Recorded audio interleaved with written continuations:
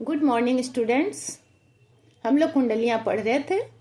शेष कुंडलियों को आपके सामने प्रस्तुत करने में थोड़ा समय लंबा हो गया, समय अभाव था।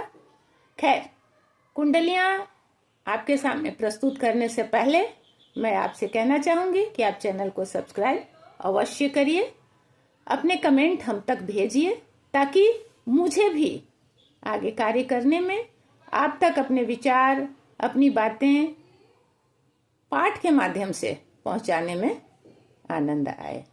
तो चलते हैं आगे। तीसरी कुंडलियां आईसीएसई बोर्ड 9th के लिए। गुण के गाहक सहस्नर, बिन गुण लहे न कोय, जैसे कागा कोकिला, शब्द सुने सब कोय। शब्द सुने सब कोय, कोकिला सभे सुहावन, दो के एक रंग, काग सब भय अपावन। कह गिरधर कविराय, सुनो हे ठाकुर मन के, बिनु गुण लहे न कोय, सहस नर गाहक गुण के। यहाँ गुणों को रेखांकित किया गया है। कवि स्पष्टतः कहते हैं कि यह संसार में बिना गुण का, बिना किसी मतलब का आपसे जुड़े नहीं रहेंगे।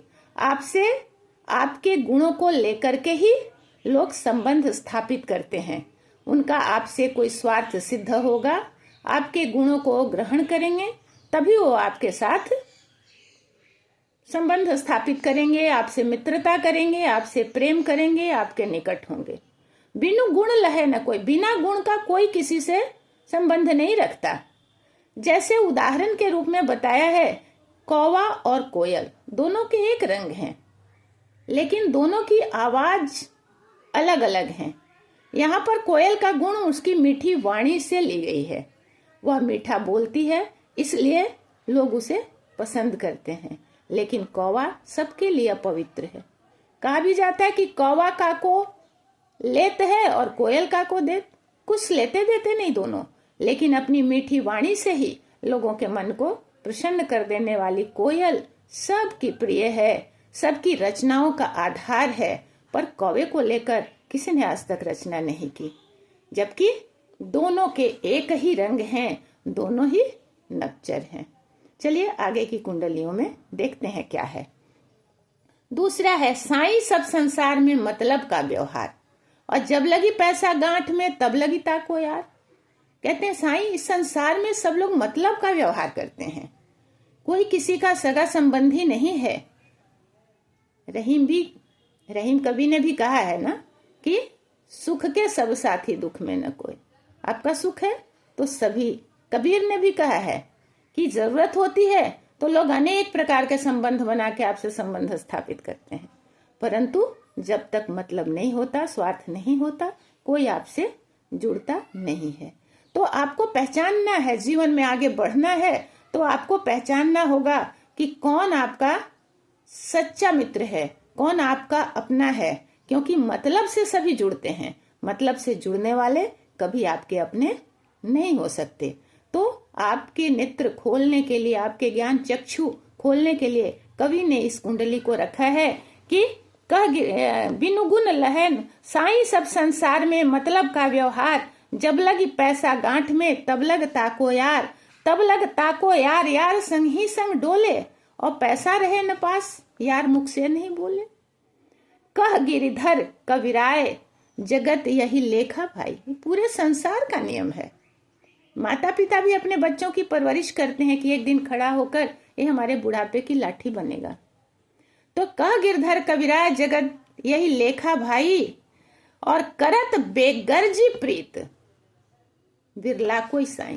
विरला, विरल, कोई कोई। विरल का उल्टा शब्द होता है शघन। शघन कौन है? जो स्वार्थ से जुड़े रहते हैं। बहुत सारे है ना रिश्ते नाते बनाकर आप तक आएंगे जब उनका आपसे स्वार्थ होगा, लेकिन जैसे ही स्वार्थ खत्म होगा वो आपसे दूर चले जाएंगे, आपको पहचानेंगे भी नहीं कि आप कौन हैं। लेकिन कोई ऐसे मित्र होते हैं जो बिना स्वार्थ के आपसे जुड़े होते हैं, और वही सच्चे मित्र हैं। कृष्ण सुदामा की मित्रता, जहां कोई स्वार्थ नहीं था, वो मित्रता देखिए। मित्र वह होता है, निज दुख गिरिसम रज करी जाना, और मित्रक दुख रज मेरु समाना। यह मित्र के लक्षण है। तो अपने या अपने मित्र अपने सगे संबंधी वही हो सकते हैं जो बिना स्वार्थ के आपके साथ हैं, आपके कार्य के लिए, आपके प्रेम के लिए, आपके सहयोग के लिए, बेगर्जी, बिना स्वार्थ, बिना गरज के। ये शब्द जो है बड़े ही लोक भाषा में प्रचलित है। गांव में भी कहते हैं कि बड़ा गरजमंद होकर आया है। ये गरजमंद है यानी गरज शब्द स्वार्थ के लिए प्रयोग किया गया है। तो बिरला मतलब विरल, कोई ही ऐसा होता है जो बिना स्वार्थ के आपसे जुड़ा होता है। नेक्स्ट कुंडली में कहते हैं रहिए लटपट काट दिन बरुघामे में सोए। लटपट मतलब इधर उधर घूम करके अपना समय बिता लीजिए और धूप में सो जाइए, लेकिन आराम के लिए ऐसी जगह मत सोइए। कहते हैं कि छाह न बाकी बैठिए जो तरु पत्रो होए, और जो तरु पत्रो होए एक दिन धोखा दे हैं। जा दिन चले बयारी टूटी तब जर से जइहें, कह गिरधर कविराय छाह मोटे की गहिए, पाती सब झर जाए तरु छाया में रहिए। बहुत बड़ी बात है, बहुत अच्छी बात है, जीवन में अपनाने की बात है। यहाँ तरु वृक्ष प्रतीकात्मक है। कवि कहते हैं कि आप धूप में रहिए, घूम घाम कर किसी तरह संकट में बिता दीजिए, लेकिन पतले पेड़ की छाया में मत बैठिए। अगर तेज हवा चली, आंधी आई तो पेड़ टूट कर गिरेगा, आप दब के मर सकते हैं। इसलिए अगर आपको छाया चाहिए तो मोटे पेड़ की छाया में बैठिए, ताकि अगर पत्ती सारे झड़ भी जाते हैं तब भी मोटी तनाव से आपको छाया मिल सकती है। यहाँ तरु प्रतीकात्मक है। आपको सचेत, यहाँ पे आपको सजग किया जा रहा है, सचेत किया जा रहा है कि आप ऐसे व्यक्ति पर भरोसा मत करिए, उसके सहयोग की आशा मत रखिए, उस पर विश्वास करके उसके साथ मत चलिए जो व्यक्ति अज्ञानी हो, भरोसे के काबिल ना हो और जो सामर्थ्यहीन हो। क्योंकि जैसे ही आंधी रूपी विपत्ति आएगी, सबसे पहले आपको छोड़कर वो भागेगा, या तो फिर अज्ञानतावश आपको उस मुसीबत में फंसा देगा। तब आपका जीवन संकट में पड़ जाएगा। संकट से बचना है, जीवन में सफलता पानी है, तो मोटे तरु की छाया अर्थात ऐसे व्यक्ति का सहयोग लीजिए जो सामर्थ्यवान हो, जो बुद्धिमान हो और जिसको आपसे प्रेम भी हो, ताकि वो संकट में आपका सहयोग कर सके, आपकी सहायता कर सके, आपकी रक्षा कर सकते। ये जीवन के मूल मंत्र हैं। इन कुंडलियों में जीवन के मूल मंत्र हैं। हम सरलता से, सहजता से सभी पर भरोसा कर लेते हैं और जब मुसीबत में फंसते हैं तो खुद को अकेले पाते हैं। इसलिए सोच समझ करके ही संबंधों पर विश्वास करना चाहिए और किससे सहयोग लेना है, किससे नहीं लेना है, अवश्य सोच लेना चाहिए। आगे की कुंडली है कि पानी बाढ़े नाव में, घर में बाढ़े दाम, दोनों हाथ उलीचियो यही सयानो काम, यही सयानो काम राम को सुमिरन कीजिए और पर स्वार्थ के काज शीश आगे धर दीजिए, कह गिरधर कविराय बड़ेन की ये ही वाणी, चलिए चाल सुचाल राखिए अपना पानी। ये कुंडली तो और भी विशिष्ट है। कहते हैं कि नाव में यदि जल भर जाए तो क्या होगा, नाव डूब जाएगी। नाव डूबेगी तो साथ आप भी डूबेंगे ना। हम तो डूबेंगे सनम, साथ तुम्हें भी ले डूबेंगे। नाव डूबेगी तो आप भी डूबेंगे।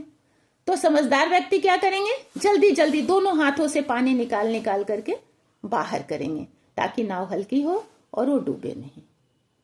तो इसे ही प्रतीक देते हुए कवि ने कहा है कि घर में बाढ़े दाम। घर में जब धन संपत्ति बहुत बढ़ जाती है, मनुष्य अहंकारी हो जाता है और अहंकार में बहुत सारी गलतियां करता है, जीवन को संकट में डाल लेता है। और लक्ष्मी चंचला है, और जब धन संपत्ति घट जाएगी तो फिर उसके सहयोग के लिए कोई भी खड़ा नहीं होगा, वह अकेला ही बाजार में खड़ा पाया जाएगा।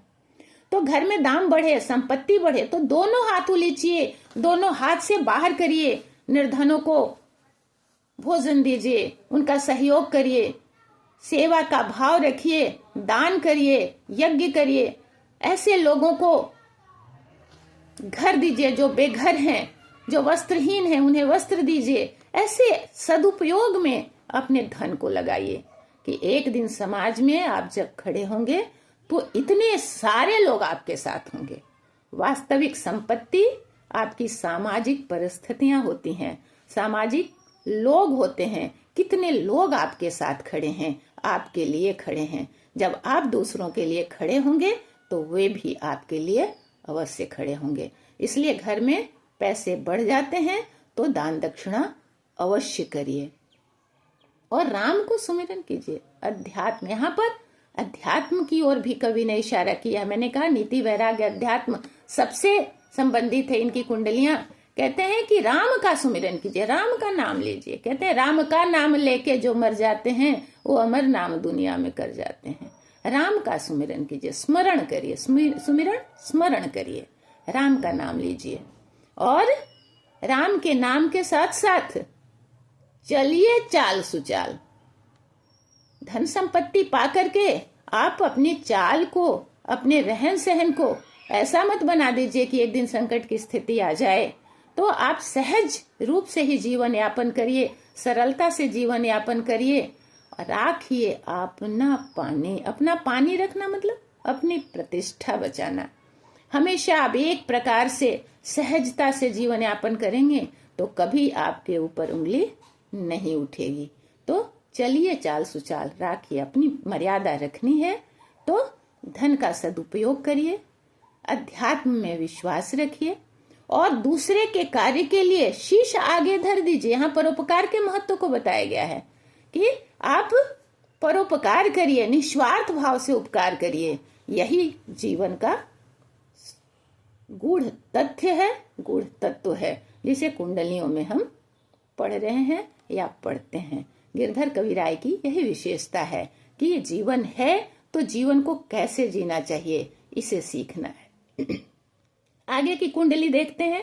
राजा के दरबार में जाए समय पाए और साई तहा न बैठिए, जह को दे उठाए, जह को दे उठाए, बोलन बोले रहिए, हंसिए नहीं हहाय, बात पूछे ते कहिए, कह गिरधर कविराय समय सो कीजय काजा, अति आतुर नहीं होए, बहुरी अनखई है राजा। अनखई है मतलब क्रोधित होना। राजा क्रोधित हो जाएगा तो प्रजा को मुश्किल हो जाएगी। राजा प्रसन्न रहे, राजा के दरबार में समय से जाइए। यहाँ समय का अनुशासन बताया गया है और शिष्टाचार का अनुशासन बताया गया। जब आप राजा के दरबार में जाते हैं तो आपको जब बुलाया जाए तभी जाइए, बिना बुलाए कहीं नहीं जाना चाहिए। बिना बुलाए जाने से आपका अनादर होता है। तो बिना बुलाए कभी मत जाइए। जब राजा बुलाए तो समय से जाइए, जहां आपको स्थान दिया जाए वहीं बैठिए। आप अलग जगह बैठते हैं, आपको उठा दिया जाएगा तो आपकी प्रतिष्ठा मिट्टी में मिल जाएगी। और जब कोई प्रश्न किया जाए तभी उत्तर दीजिए। अति वाचाल होना भी हमारे व्यक्तित्व को नुकसान पहुंचाता है। तो ज्यादा बोलिए नहीं। और सभा में कभी भी हाहा अर्थात जोर जोर से हंसना अनुशासनहीनता है। तो हंसिए नहीं हहाए। और बात पूछे तो कहिए, जब कोई बात पूछी जाए तब अपनी बात रखिए, तब आप बताइए। अंत में कहते हैं कि आप कह गिरधर कविराय समय सो कीजिए काजा। समय के महत्व को समझिए, समय से कार्य कीजिए और अति आतुर नहीं हो। चंचलता में, हड़बड़ी में, जल्दीबाजी में कोई कार्य मत करिए, क्योंकि जल्दीबाजी हमेशा कुछ न कुछ गलत कार्य करवा देता है। और अगर आप कुछ गलती कर बैठेंगे तो बहुरी अनुखई है। बहुरी मतलब फिर से राजा क्रोधित हो जाएंगे और राजा क्रोधित हो जाएंगे तो आपको हानि पहुंच सकती है। तो इस प्रकार अपनी कुंडलियों के माध्यम से कवि गिरधर ने हमें कई प्रकार से जीवन जीने की कला सिखाते हैं, जीवन का व्यवहार सिखाते हैं, किस तरह से हमें किन लोगों से मित्रता करनी चाहिए, कैसे लोगों पर भरोसा करना चाहिए, परोपकार करनी चाहिए, अपने चाल को सादगी से अपना जीवन यापन करना चाहिए, धन का सदुपयोग करना चाहिए, कोयल की तरह मीठी वाणी बोलनी चाहिए और परोपकार में विश्वास रखना चाहिए। अध्यात्म में हमारी आत्मा लीन हो तो हमें सांसारिक बाधाएं कभी भी परेशान नहीं करेंगी। और किसी भी व्यक्ति पर भरोसा करना है तो सोच समझ कर करिए। छोटी मूल्यहीन वस्तुओं का अनादर मत करिए, क्योंकि उसके भी बहुत सारे उपयोग हैं जो आपको जीवन में संकट से बचा सकते हैं, जैसे लाठी। तो ऐसी कई कुंडलियां हैं। हमें कुंडलियों को पढ़ना ही नहीं, प्रश्नोत्तर ही नहीं, बल्कि जीवन में उतारने के लिए उपयोग करना चाहिए, सीख लेनी चाहिए। आज के लिए इतना ही। एक बार फिर से चैनल को सब्सक्राइब करिए, और आपको किस पाठ में परेशानी है, क्या पढ़ना है, क्या जानना है, कमेंट बॉक्स में अवश्य लिखिए। मैं उसके लिए तत्पर रहूंगी। आज के लिए बस इतना ही। फिर मिलते हैं अगली कक्षा में।